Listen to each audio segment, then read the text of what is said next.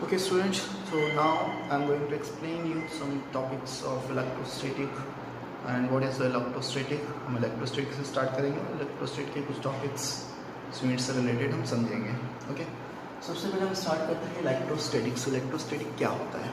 तो देखिए, ये जो वर्ड लिखा हुआ है इलेक्ट्रोस्टैटिक, यहाँ पे आपको दो अलग अलग वर्ड्स दिखेंगे, एक electro and second one is statics. Electro मतलब हम इलेक्ट्रिसिटी की बात करेंगे एंड स्टैटिक मतलब हम स्टेबिलिटी की बात करेंगे. तो इलेक्ट्रिसिटी ऐसी इलेक्ट्रिसिटी जो स्टेबल है. Electricity means what? इलेक्ट्रिसिटी में क्या होते हैं? इलेक्ट्रिसिटी में चार्जेस होते हैं. हम बात करेंगे चार्जेस की, charge particles. Charge particle stability या स्टेबल है, इस टाइप के कुछ अगर हमारे पास थ्योरी आती है, जैसे कुलाम्स की अगर हम बात करें, थॉमस की अगर हम बात करें, साइंटिस्ट की, तो ये जो स्टेटमेंट्स बनते हैं कि जहाँ पर चार्ज पार्टिकल स्टेबल है, where the charge particle are stable at their position, that's phenomenon is electrostatic. इस फेनोमेनन को हम इलेक्ट्रोस्टैटिक्स बोलते हैं. मतलब हमें चार्ज पार्टिकल की स्टेबिलिटी शो करना पड़ता है. चार्ज पार्टिकल स्टेबल है, उसी को लेकर कुलाम ने कुलाम्स लॉ भी दिया था कि चार्ज पार्टिकल इलेक्ट्रोस्टैटिक फील्ड में रखा हुआ है. इलेक्ट्रोस्टैटिक फील्ड में मतलब स्टेबल है, उसको लेके मूव कर रहा है तो नहीं.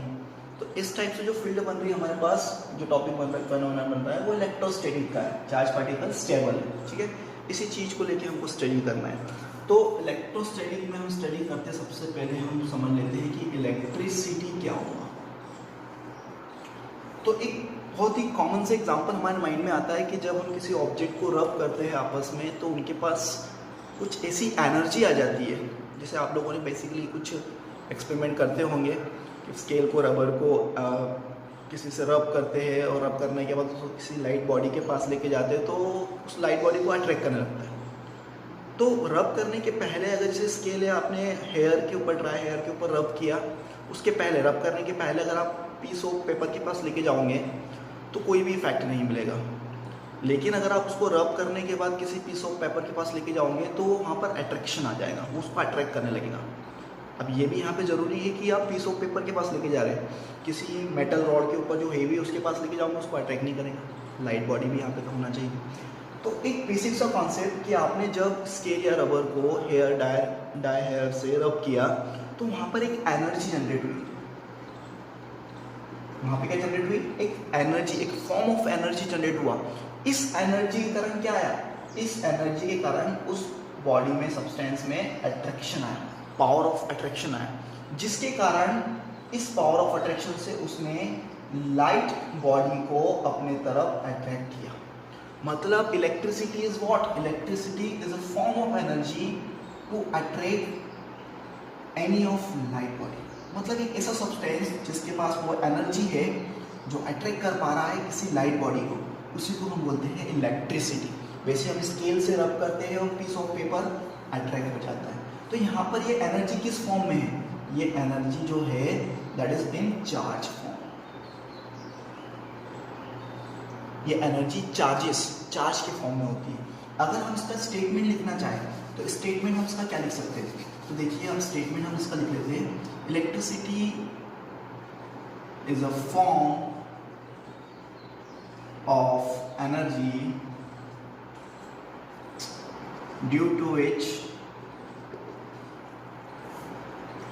a body gain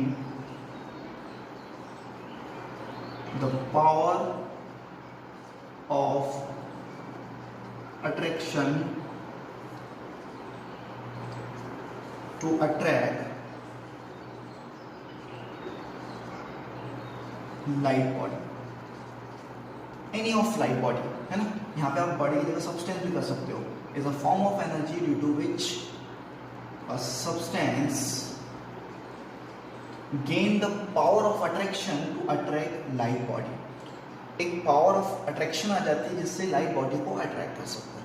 ये कब आ रहा है? जब ये एनर्जी आ रही है. एनर्जी किस फॉर्म में आ रही है? एनर्जी आ रही है चार्ज फॉर्म में, चार्जेस की फॉर्म में. तो यही होता है स्टेटमेंट बेसिक इलेक्ट्रिसिटी का। अब ये चार्जेस क्या होते हैं, तो देखिए हम इलेक्ट्रिक चार्जेस को अगर बेसिकली समझे सिंपल से कॉन्सेप्ट में, तो इलेक्ट्रिक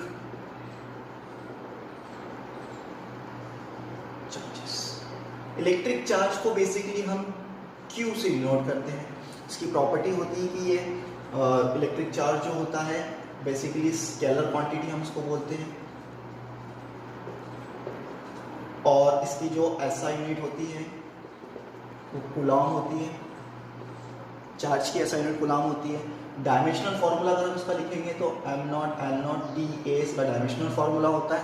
और इंपॉर्टेंट होता है कि ये भी एक फिजिकल क्वांटिटी होती है, इलेक्ट्रिक चार्ज जो होती है वो भी फिजिकल क्वांटिटी होती है। चार्ज को एक्सप्लेन करने के लिए भी और करंट को एक्सप्लेन करने के लिए भी हमको चार्ज की रिक्वायरमेंट होती है। जैसे अगर हम करंट की बात करें तो करंट को बेसिकली हम I से डिनोट करते हैं, और उसका स्टेटमेंट हम डाल सकते हैं dq/dt, charge upon time, the rate of change of charges per unit time. Particular time पे जो चार्जेस मिल रहे हैं या फ्लो हो रहे हैं उसी से हमको करंट मिलता है। तो इलेक्ट्रिसिटी मिलने का रीजन एक एनर्जी है, जो एनर्जी डेवलप हो रही है, उस एनर्जी के कारण हमको चार्ज मतलब इलेक्ट्रिसिटी पता चल रही है। तो बेसिकली क्या हो गया कि एनर्जी किस कारण से आ रही है, एनर्जी चार्ज जनरेशन के कारण आ रही है। मतलब आप किसी दो बॉडी को आपस में रब कर रहे हो तो एक एनर्जी जनरेट कर रहे हो, उस एनर्जी जनरेशन में क्या हो रहा है, चार्जेस आ जा रहे हैं। इस ऑब्जेक्ट में चार्जेस है पर ये न्यूट्रल है, अभी पॉजिटिव नेगेटिव इक्वल क्वांटिटी में हो सकते हैं। तो हमें इसको एक सब पर्टिकुलर चार्जेस देना है, तो हमने क्या किया, इसको रब किया। रब करने के बाद क्या किया, इसमें चार्जेस डेवलप हुए। जैसे ही चार्जेस डेवलप हुए हमने किसी लाइट बॉडी के पास लेके गए, इसने इसको अट्रैक्ट कर लिया। इसका मतलब इसके पास एनर्जी आ गई जिसने अट्रैक्ट कर लिया लाइट बॉडी को, दैट इज इलेक्ट्रिसिटी। ये क्यों हुआ, ये चार्जेस के पेयर बनने के कारण हुआ, चार्जेस के कारण हुआ। चार्जेस ने दूसरे एक चार्जेस जनरेट हुए, दूसरे चार्जेस सामने आए, उसको अट्रैक्ट कर लिया। अगर दोनों के अंदर सेम चार्जेस आ जाए, ऐसी बॉडी ली हुई है हमने, तो रिपल्शन भी हो सकता है, जरूरी नहीं सिर्फ अट्रैक्शन होगा, यहाँ पर रिपल्शन भी वर्क कर सकता है। इसके लिए हम कुछ एक्सपेरिमेंट कर सकते हैं। देखिए अब एक्सपेरिमेंट्स क्या क्या होंगे।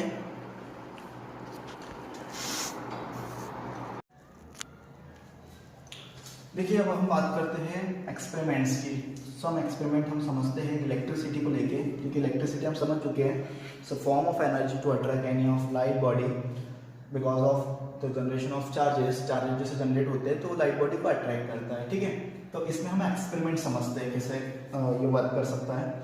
तो बेसिकली हमने एक्सपेरिमेंट में क्या किया कि एक रिजिड सपोर्ट लिया, इसके ऊपर एक ग्लास रॉड लगा दिया, that is glass rod neutral है, इसके ऊपर एक positive number negative number of charges equal है यहाँ पर। ठीक है, इस ग्लास रॉड को दिया, इस ग्लास रॉड को हमने रब किया। कैसे रब किया, तो हमने इसको सिल्क क्लॉथ से रब किया। देखिए हम यहाँ पे टेबल भी बना लेते हैं पॉजिटिव के लिए और नेगेटिव के लिए। यहाँ पे हमने लिया ग्लास रॉड और ये सिल्क। तो इस एक्सपेरिमेंट में क्या होगा कि ग्लास रॉड को सिल्क से जब आप रब करोगे तो ग्लास के पास पॉजिटिव चार्जेस आ जाएंगे, क्योंकि ऑलरेडी थे लेकिन हमने उसको जनरेट किया, एनर्जी दिया, तो एनर्जी से बाहर आया। सिल्क के पास नेगेटिव चार्जेस आ गए, तो मैंने सिल्क को नेगेटिव क्राइटेरिया में, ग्लास को पॉजिटिव क्राइटेरिया में लेके गया, तो यहाँ पर इसके पास पॉजिटिव चार्ज हो गए। वो सेम एक्सपेरिमेंट दूसरी ग्लास रॉड के पास हमने किया, तो इसके पास भी पॉजिटिव चार्जेस आ गए, ये भी ग्लास रॉड है। तो यहाँ पर इफेक्ट क्या हुआ, इफेक्ट ये हुआ कि जैसे इस ग्लास रॉड को दूसरी ग्लास रॉड के पास लेके गए तो दोनों के बीच में क्या हुआ, तो दोनों के बीच में सिंपल सी बात है क्या होगा, अट्रैक्शन तो हो नहीं सकता, सेम चार्जेस है, तो यहाँ पे क्या हो गया, रिपल्शन। तो यहाँ पे क्या एक्सपेरिमेंट मिला हमको कि सेम चार्जेस थे, सेम चार्जेस थे, रिपल्शन हो गया। फिर हमने देखा कि क्या अट्रैक्शन, हम तो रिपल्शन अट्रैक्शन की बात कर रहे थे, तो यहाँ पे रिपल्शन हो रहा है। तो यहाँ पर दोनों टाइप की एक्टिविटी हो सकती है, रिपल्शन भी हो सकता है सेम चार्जेस है तो, और अट्रैक्शन भी हो सकता है। देखिए अगर आपने दूसरा एक्सपेरिमेंट किया जिसके अंदर आपने एबोनाइट की रॉड को लगा दिया और एबोनाइट की रॉड को आपने फर क्लॉथ से रब किया, तो जैसे आप फर क्लॉथ से रब करोगे तो एबोनाइट के पास नेगेटिव चार्जेस आ जाएंगे। तो यहाँ पे एबोनाइट के पास नेगेटिव चार्जेस हो जाते हैं और फर के पास पॉजिटिव चार्जेस हो जाते हैं। तो अब एक्सपेरिमेंट समझिए, अब अगर मैं ग्लास रॉड को इस एबोनाइट के पास लेके जाऊंगा तो क्या होगा, so that is what, attraction. तो यहाँ पे क्या इफेक्ट मिलेगा मुझे, तो यहाँ पे मुझे जो इफेक्ट मिलेगा दैट इज अट्रैक्शन का मिलेगा। तो ये कब हो रहा है, जब उनके पास एनर्जी आ जा रही है, energy in form of charge particle, जब मैं उनको एनर्जी रब करने पे दे रहा हूँ। तो यही बेसिक कॉन्सेप्ट होता है हमारे इलेक्ट्रिसिटी का। ठीक है, ये कुछ एक्सपेरिमेंट होते हैं इलेक्ट्रिसिटी के, हमको उसमें समझना पड़ता है। अब आप देखिए यहाँ पर थोड़ा सा करंट की हमने बात कर ली, चार्जेस की हमने बात कर ली, करंट की हमने बात कर ली, the rate of change of flow of charges, जैसे चार्जेस फ्लो होते हैं वैसे हमको करंट मिलता है। करंट जो होता है वो स्केलर क्वांटिटी होता है,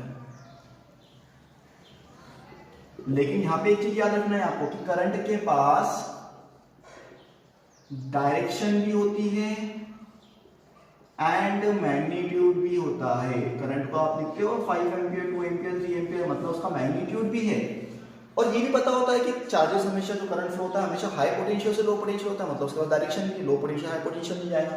तो डायरेक्शन भी है, मैग्नीट्यूड भी है, पर फिर भी स्केलर क्वांटिटी है, वेक्टर क्वांटिटी नहीं है।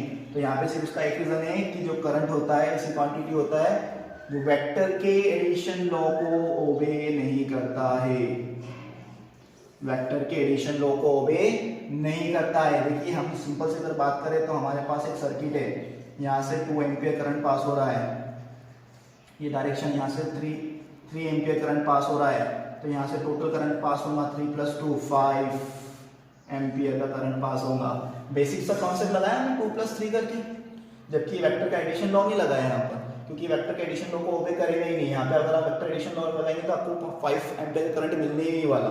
इसका मतलब यहाँ पर इसके पास डायरेक्शन तो होती है, मैग्नीट्यूड तो होता है, ये डायरेक्शन भी होती है, पर फिर भी ये वेक्टर क्वांटिटी नहीं होता है। ये कौन सी क्वांटिटी होता है? That is scalar quantity. ठीक है, बेसिक सा ये कॉन्सेप्ट होता है। लेकिन हाँ एक चीज इंपॉर्टेंट है यहाँ पर कि कुछ हायर फिजिक्स में इसको टेंसर भी कहा जाता है, लेकिन आपको अभी इतना याद रखना है कि जो टेंसर होता है इसका जनरलाइज नेम होता है। ठीक है, 0 1 में हम कैलकुलेट करते हैं, तो टेंसर जो होता है वो इसका करंट का जनरलाइज नेम होता है, लेकिन बेसिकली हम उसको स्केलर क्वांटिटी ही बोलते हैं। चलिए हम थोड़ा सा चार्जिंग के बारे में समझ लेते हैं टॉपिक, जिसको हम बोलेंगे चार्जिंग बाय इंडक्शन।